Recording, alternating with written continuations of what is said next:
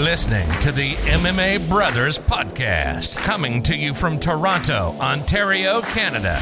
Your source for UFC news, previews, and post-fight coverage. Hosted by your favorite duo, Daryl and Asher. Let's get it started. Hello guys and welcome back to the MMA Brothers Podcast. My name is Daryl. My name is Asher. And we got a special guest back on the podcast. We love him, you love him. Darkhorse's MMA's Michael. Michael, how you doing? What's up? How's it going, guys? Doing well. Happy to be back.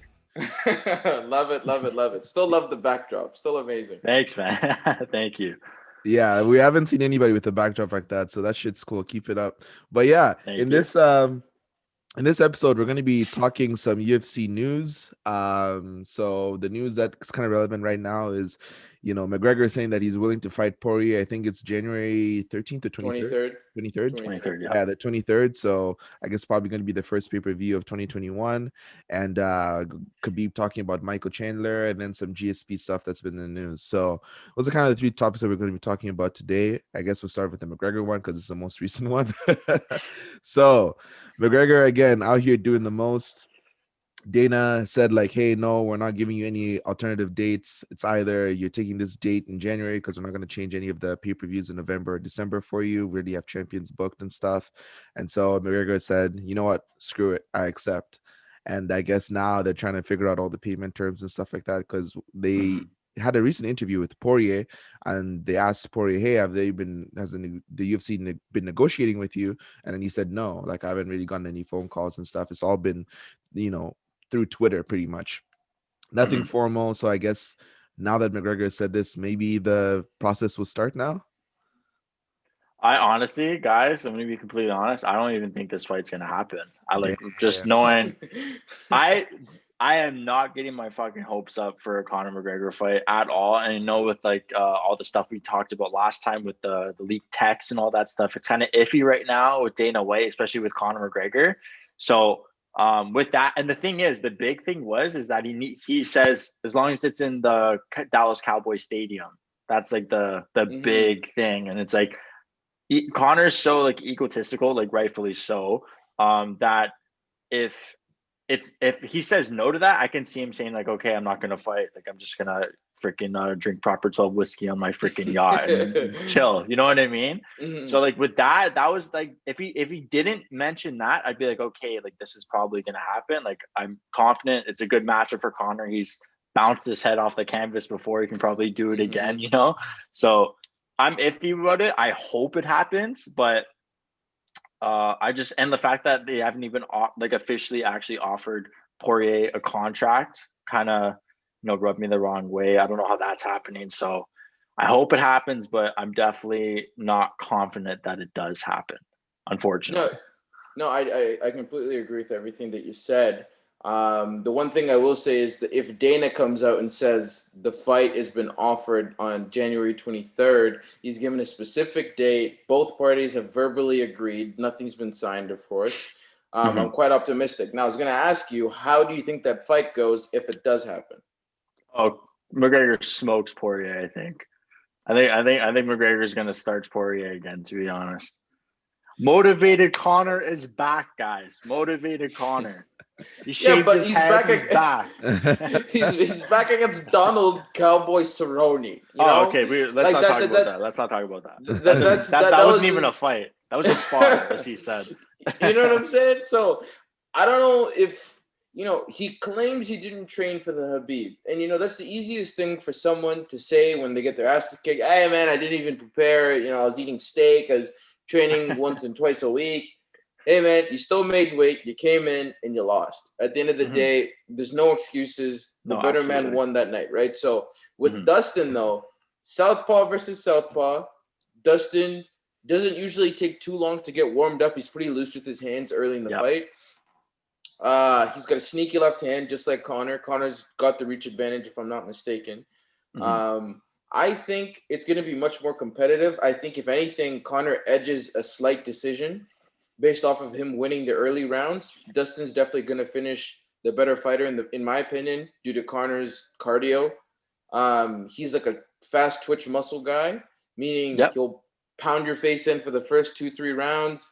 And then after that, he's going to taper off in terms of his output in fighting. So if you were to ask me, I would say decision Conor 3-2 in rounds. I don't think he's going to finish Dustin because Dustin's been hit with some hard strikes by Justin. The Dan Hooker fight too. And Dan Hooker. Nasty chin. Yeah. It's a good point. Cracked, so he's got a good chin. McGregor's left hand is sneaky, but I don't know. I think I take Conor just because of the allure. It's McGregor. He's going to come in, power walk in. He's got the Irish flag. You know? So I don't know. Asher, who do you got in that fight? That's a good breakdown because the thing is, like, Poirier has been knocked out by people like obviously McGregor and like Michael Johnson. And like Michael Johnson, he does hit hard, but he's not like the hardest hitter, right? But I don't know what like Poirier has done with his chin, but like lately he's just been taking shots and eating them. Like Justin Gaethje, for example, like he was throwing everything at Poirier and he was able to take it all.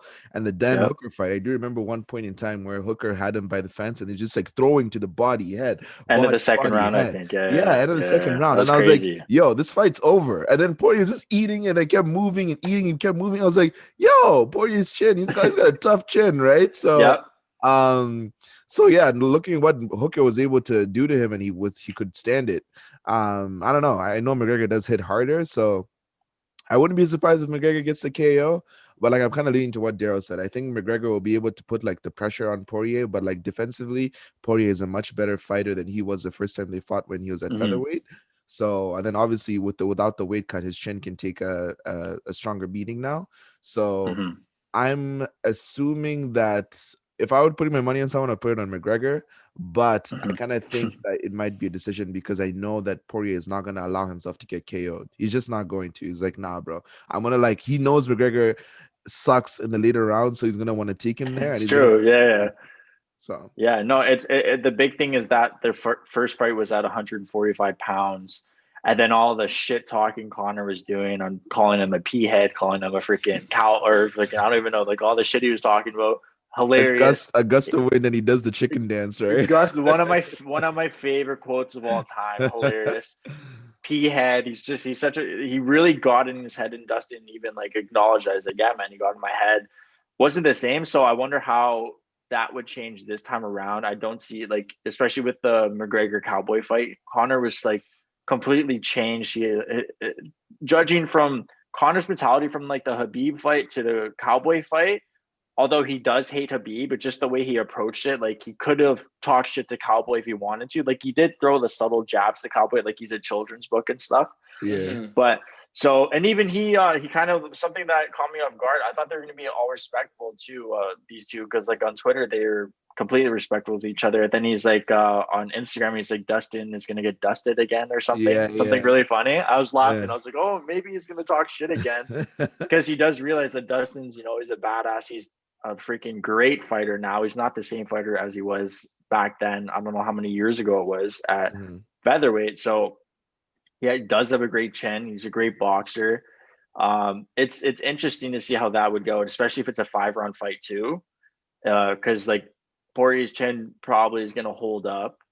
But the thing is, like, yeah, if it goes to later rounds, anything can happen. Conor can gas out. But the thing is, Conor has addressed like how LeBron spends like over $1 million on his body, and now Conor is going to be like a billionaire soon. So he has all the money to spend in the world on himself, and I really believe that he's been training. He looks fit right now. He looks motivated. It just like, I don't know, you can just kind of tell the way his demeanor. He's motivated again. Like the Khabib fight, he was not. There's no excuses. Like you guys said, no excuses whatsoever, but he wasn't training properly for that fight. You could tell, like, he was just so negative. He was so like kind of evil. It was such like a heel going into that fight. So it kind of was a different mentality. But then like if it was like the Conor McGregor, like pre-UFC gold, like that, I think it would be a completely different story going into that fight. I'm not saying he would win, but I think it would be, I don't know, just completely different. So it is interesting to see, but you guys do have probably changed my mind a little bit, because now I'm like doubting myself a little bit with the finish, because it is a good point. Like I didn't think about it. Like he ate Gaethje shots, and Gaethje's been putting everyone to sleep. And Dan Hooker's a monster, and he ate like some crazy knees in the clinch. Like, So it is a good point, and that'd be a really good fight, though. I just hope there's 100%. fans. So who are you? Yeah, Who are no, you picking? 100%. You're picking McGregor decision. Is that what you're leaning towards? I'm still gonna go McGregor finish. I And they want to wanted see to him. fight at I want to 170, see by him. the way. Oh, really? That's interesting. I didn't know that. So Dustin versus Dustin said he McGregor wants to at do it at 170. 170. Oh, Dustin Yeah. said that, not McGregor. Dustin said he wants it at 170. That is These so guys are all over the strange. place. Why would Dustin want that? Because the thing is, McGregor has been looking yoked. Like, this guy, I don't know what he's been doing, but Yeah, like, but His lats but in this that is the thing. Cowboy fight yeah, were like I'm crazy. like, he's Yeah, even but this more is the jacked thing. now than he was when he fought Cowboy. Like, he's just like muscle now. His legs are But huge. muscle needs oxygen, man. Muscle Yeah, needs that's a the lot of thing. oxygen. Paulo Costa sucking air, man. That guy sucks. Yeah, muscle needs That's the oxygen. thing. So you can be as big as you It's want, true. but you're gonna gas out because when you need air into your lungs, your muscles just stealing that air, and you're gonna get gassed absolutely. and gassed and gassed. Francis But- Ngannou's not going fucking 5 rounds to say that right Exactly. now. No way. Exactly. Oh my god. 100%. But we can move on into the next segment, which is Khabib saying if Michael Chandler beats Islam Makhachev, he's going to be the number one contender. So basically, Khabib is basically insinuating he's beating Justin Gaethje, because if you're going to talk about who's going to be the number one contender after your fight, essentially, because Islam was supposed to fight, I forget who he was supposed to fight, RDA. Yes. And RDA pulled out and they couldn't find an opponent for him, so he's out. And Michael Chandler's training to be the backup for Khabib Justin. So I don't know how much you know about Michael Chandler. I've watched his top 10 finishes in Bellator. That's about as extensive as my research on him. He looks to be a very wrestler-heavy lightweight.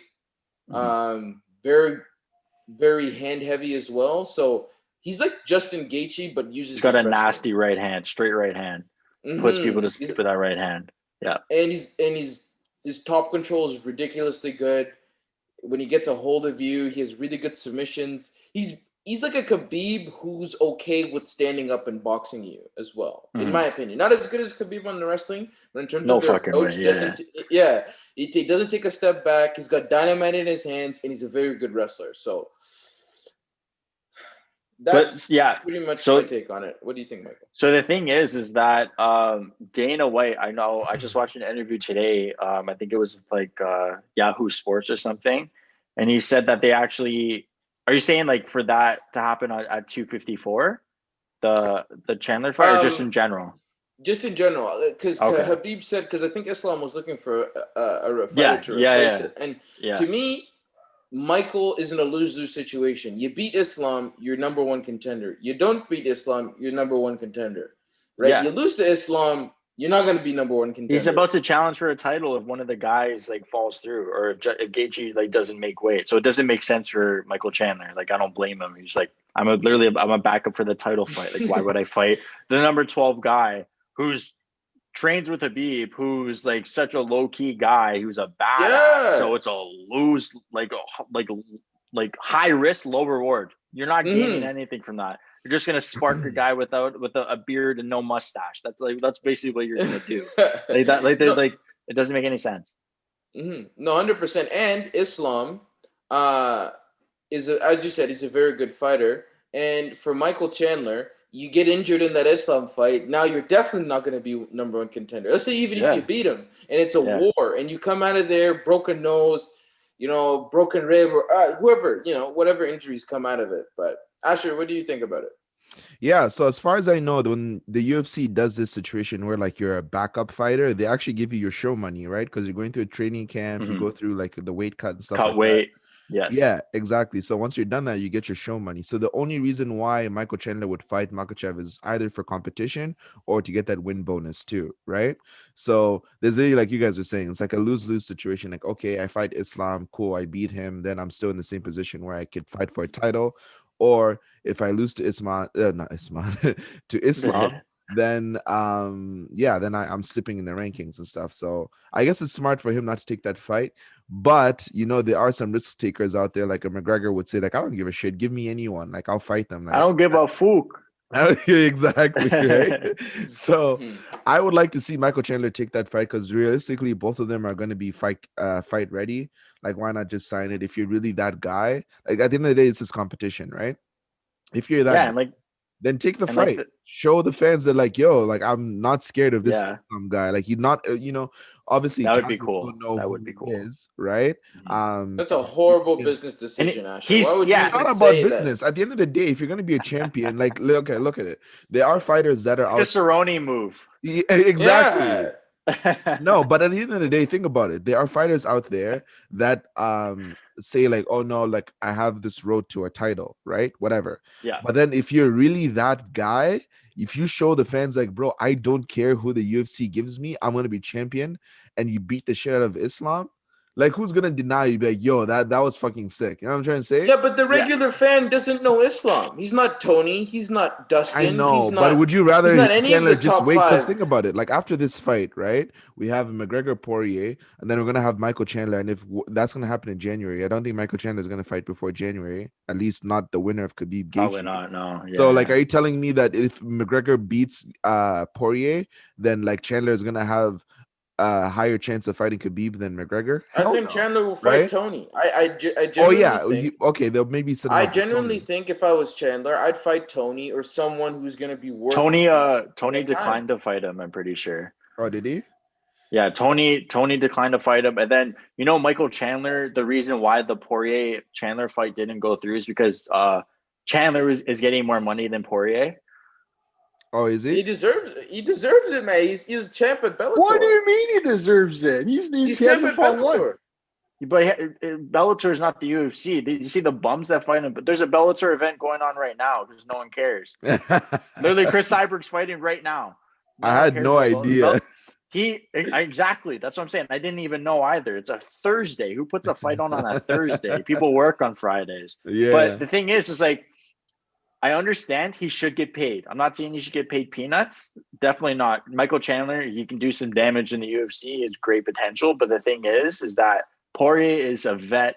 He's had so many main events. He's had a fight of the year. Like, this guy deserves to get paid. He's not the youngest guy. He's not the oldest guy, but he's kind of at the peak of his career. It's only going downhill after a couple more fights. You know what I mean? So he just wants to get paid what he deserves. He's not expecting like a 9-figure Floyd Mayweather payday. You know what I mean? So it's kind of like a slap in the face to him when he's facing a guy who hasn't fought once in the UFC. And that guy's getting paid more than him. It's like he's like, I want to get paid what I'm deserved. And it wasn't even. I think Poirier's getting paid like $100K to show, then $100K to win, or something like that. Then Chandler's getting like $350, something like that. So it's kind of like it kind of is a slap in the face because it is a significant raise. But now think about it. Chandler had to negotiate with the UFC what his salary is going to be should he decide to leave Bellator. So that also has to be taken into consideration. Yes. Chandler himself has the opportunity to make a really big splash by being a crossover a la Ben Askren, right? Mm-hmm. Just like Ben Askren. Oh, I love Ben. Trust me. I know. Boom, roasted. Boom, roasted. Worst stand up in the game. God. Sorry, go ahead. Yeah, but this is the thing that I'm thinking, right? From a pay standpoint, to entice a champ from another organization to come fight in your organization, he obviously has to be well compensated. Dustin, one of the best lightweights in the world. Yeah, Dustin had the chance to get well compensated if he beat Khabib. He was interim champ. True. You fought Khabib and you lost. So your stock now was here. Now it's here after you lost to Khabib. That's the way I look at it from a purely financial decision. Is it better if Michael Chandler wins over Dustin Poirier? For some reason, Dustin doesn't have that superstar pull you in. I don't know if it's his personality. He's such a great guy. He's too nice. He's got charitable organizations. He's got a very interesting fight game. Like, he's a very interesting stand-up fighter, but he just doesn't have that it factor that it's going to take him viral. You know what I'm saying? It's not an easy. It's such a shame because he has such amazing fights, but I do understand he doesn't have like that Izzy it factor. McGregor, Ronda Rousey, that kind of like it factor around him, even though he's an amazing fighter, interim champ. It does suck. I don't know. You gotta have some flair with your personality. He doesn't really have that. I love Dustin Poirier. I'm a huge Dustin Poirier fan, but definitely like you can't really like sell fights like talking bare shit and all that kind of stuff. So it does make sense. And it does make sense that Chandler, you did make a great point, because I did think of that earlier and I didn't mention the fact that the UFC probably had to like give Chandler a couple extra $100,000 to get him, because he probably would have signed with one or any other, re-signed with Bellator. So maybe to like just freaking take that one of the best prospects out of the UFC, get him into like one of the most stacked divisions in the UFC too. So it does make sense with that aspect. And Khabib said he's also retiring after 30-0. And with Michael, you can squeeze a little bit more fights out of him should he decide to fight the champ, or fight for an interim and then fight the champ and then get it done. You're going to get more fights out of Chandler than you would Khabib, because Khabib said at 30-0, I'm done. That's the number he's going for. I'll hold him to his word. He's usually, and he also said whoever beats Dustin is next in line. So there's a lot of tea leaves here, because he doesn't want to fight Conor, because he said Conor doesn't deserve it. He needs to beat one more person, and then he'll fight him again. So if Conor's able to get Dustin next. They should have a what do you call it? In WWE, not a Royal Rumble or something, like a match where like everybody's going to be in there together to fight. Triple threat, like a triple threat match or something. You know what I mean? Tag Throw team McGregor match. in there. Yeah, exactly. Throw McGregor and Artem against Khabib. Exactly. So it's like the winner of that is gonna fight Khabib, and then like Khabib will walk out on the stage with his belt, be like, yeah, all right, I'll fight you next, like WWE crazy style. But yeah, no, it's kind of nuts. And I don't know, I guess we'll segue into the whole GSP thing, because we're going to talk about the final opponent for Khabib if he does beat Justin Gaethje. So there was a recent interview with GSP. He talks about how, like, he was actually not offered the fight. There were negotiations to fight Khabib at 155 a few years ago after he beat Bisping. But those kind of fell through because the UFC didn't want to see him also abandon another belt. But since then, things have changed. Obviously, Khabib has expressed his opinion to fight GSP. And I think, I don't know if it was that part of his father's wish to get that fight as well. And GSP has been looking super lean lately, right? GSP has been looking like he can make 155. He even said it himself. He's like, yeah, I'm not a big guy. Like, I walk around at 185, and there's plenty of guys that walk around at 185. I think Khabib actually probably walks around heavier than 185, and he's able to make 155. So GSP can make that weight, but he was saying that, like, he doesn't know if he's able to compete efficiently at 155. So what do you guys think about that? Should GSP fight Khabib at 155? How do you think he's going to do? Fuck no, please no. No? I would love to see that fight, but at 155, that makes me so nervous for GSP. Like, I feel like he'd be so drained, but I don't know if he's dieting right now, if he's dieting properly, he definitely does have that itch, because he only wants like fights that can only propel his legacy even further. He doesn't want to fight Kamaru Usman and have the fans fall asleep watching that fight. You know what I mean? Oh man, come on, give Marty some credit, man. No. I'm just saying. Fight, you know what I mean, though. Yeah. It's the same stylistic matchup. No, but I'm saying like Marty isn't like this dominant, like, or like this. He doesn't have. He's dominant. He's dominant. I know what you mean. He's not Khamzat Chimaev. He's not going to blow you. He's not gonna. Him beating Kamaru doesn't have the same, like, it doesn't propel his legacy the same if he beats Khabib. You know what I mean? Because Khabib's this dominant guy. You know what I mean? Yeah. No disrespect to Kamaru Usman, man. That guy's a G. He's a dominant fighter. He's absolutely the most boring elite champ we've ever seen. Yeah. Except for the Colby fight. That Colby fight was a freaking banger of a fight. That was amazing. That was amazing. The thing is that I don't know if GSP. It kind of reminds me of like that Aldo dropping down to 135. It's like how the hell is this guy going to drop down? So if GSP's dieting and he's working out, this guy's crazy lean right now. He's so vascular. So if he's doing it properly and he doesn't really rush it, if he's been following this long process, dieting, trying to fasting, make like really getting down with his weight in order to make that weight more healthier, so he's not drained like TJ Dillashaw, you know what I mean, where you just get starches with a gust of wind. Yeah, exactly. In that case, okay, absolutely, I would love to see that fight, but it does make me nervous too, because GSP, he's getting up there. He's almost 40 years old. I think he's like 38. So, but I would definitely love to see that fight though, because that'd be crazy. That would be very cool.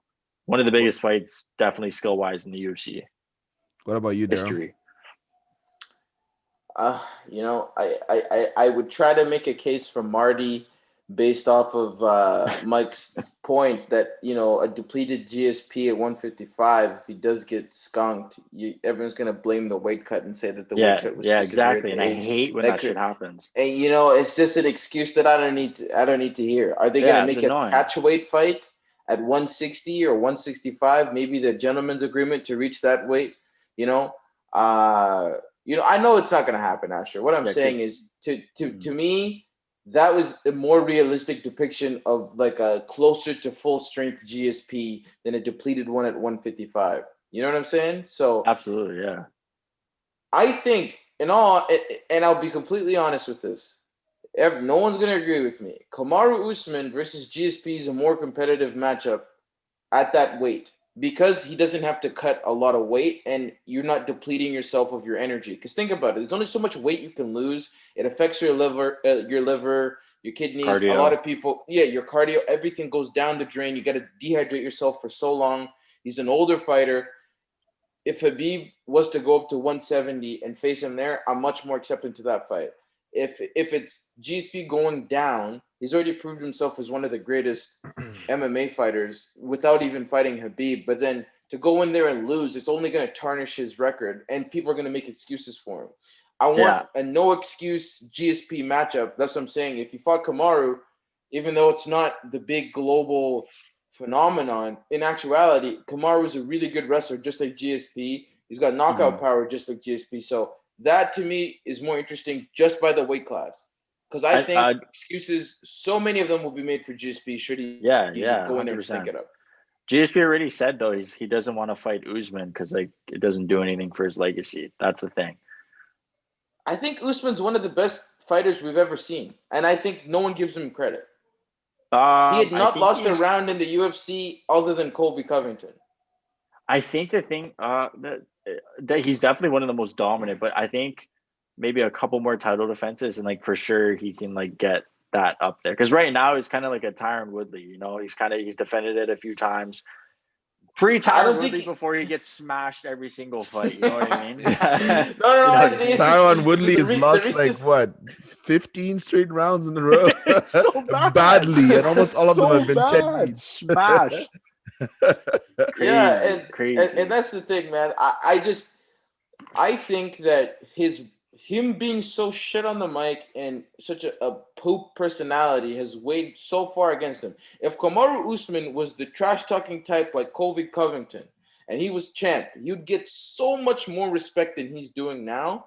And I think it's just because he doesn't open his mouth, because when he does, he's fucking horrible on the mic, man. I heard him try to trash talk Colby. I'm just like, Kamaru, just don't say anything. At least just get roasted. Take it and go home. Because whenever he tried to open his mouth about Colby, it was just, I broke her jaw. I'm like, Colby chirps him, but bro, that got Colby. That's all you need, though. That's all you need. That's all you need. Yeah, but before that, what was he roasting Colby about? Yeah, Colby was just talking bare shit. He couldn't say anything. That's what I'm saying. Kamaru just laughing. Colby is hilarious. I think that if and this is the thing people don't want to admit, Colby Covington is one of the best welterweights we've also ever seen in terms of what he does to everyone. It's crazy. And Kamaru TKO'd him. So where is the respect for him? I feel like no one wants to give that guy his respect because he's fucking. It's better watching paint dry. I feel like they need to do a few EPO tests on Usman. I'm just saying. I'm like, I don't know if that dude's clean, man. Have you seen how ripped? I used to think Woodley was ripped, right? I used to think Romero was ripped. And I saw Usman. I'm like, this guy's Usman. Costa's just juiced to the gills too, man. I don't know what the fuck. Like, I don't know what genetics these guys away with it. Yeah, I don't know what genetics it doesn't make any sense. Doing, but I'm like, geez, man, there's something going on there. Yeah, so Mike, what's natural? Now, I want to say that's an extremely unpopular view that I have, and I would like to hear your opinion on it because I genuinely hear it. Yeah. If you think about welterweight greats, right? You have to throw his name in there. No one wants to call this dude out. No one wants to fight him. If he gets through Gilbert Burns, as I think he's going to, and then beats Colby in a rematch. How do we not talk about him as one of the best welterweights ever? Oh, he's definitely one of the best welterweights ever. He's not the best welterweight ever because there's a guy from Montreal Canada, that's the best welterweight ever. But how could we hold that against GSP that he beat everyone in front of him? George actually lost to Matt Hughes and Matt Serra. But then he avenged both those losses, right? He still lost though. So if Usman's able to get through his whole division, Usman's lost too. He's lost once. I think it's outside the UFC. Yeah, UFC. Yeah. Yeah, he hasn't lost in the UFC. This is creme de la creme of welterweights, and we can all agree that as the sport progresses, everyone gets better. Every sport, it's such the MMA is such a novice sport right now. It's only evolving as like the years go by. Like every 5 years, it's crazy. So do you think the talent is better now or when GSP fought? In the welterweight division, I don't know. I'd have to look, but definitely the overall, it's definitely way better in general. But then again, like welterweight, like BJ Penn before he was getting in bar fights, getting knocked out. Like, you know what I mean? Like prime time BJ Penn was a killer. Matt Hughes was he's one of the greatest welterweights to ever do it. Like it's not, if it's better now, it's not a huge jump in skill wise though. That's the thing. It's not a crazy difference. I don't think it's probably not as deep. You know what I mean? Like the top 10 is probably better now, definitely than it was. I don't know when GSP was champ, probably. But I don't know. Like it's interesting. I don't know. He's definitely up there. What does he have to do to reach GSP stardom? Is my question. Because if he gets through everyone, which I think he does, because even in a rematch with Colby, I don't think Colby has enough power to put away Usman because Usman's chin is ridiculous. Do something. That's literally, remember when you're asking about like what does Usman say before he knocked out Colby? That's all he does. Yeah. Everyone he trash talks, he doesn't have words. He just says like, "Yo, like come at me, bro. Do something. Do something." That's I like that. Yeah, he got through Jorge. No matter short notice, whatever. I don't care. Don't make excuses. If you're gonna take the fight, I don't want to hear excuses. You know what I'm saying? Jorge, 2 weeks was not. No, but apparently Jorge was pretty short notice. Helping who? Who was he helping for the training camp? I forget who it was. He was helping Tyron Woodley for Colby. Yeah, so apparently Jorge was training for that. That didn't work out. Yeah. But by the way, when they fight, if Colby beats Masvidal, that Masvidal Usman excuse is out the window because they're the same fighter. If the same thing happens to him with Colby, and then Colby goes and fights Usman, if Colby's gonna smash Masvidal, that's a guarantee. I bet my life on that, bro. That's what I'm saying. But then Kamaru TKO'd the guy who you think is better than everyone in the division. Okay. It's just the fact that it's 2 weeks notice, and he had to cut a fuck ton of weight. Like, if you've seen that weight cut video, like he cut so much. He cut like 20 pounds in a day or something crazy. That one is in the bathroom, right? Yeah. Like he almost like it was crazy that weight cut. So that definitely had a big effect. I still think he would have lost that fight against Usman. Don't get me wrong. Okay, thank you for clarifying. Masvidal all day. He will never be welterweight champion of the world.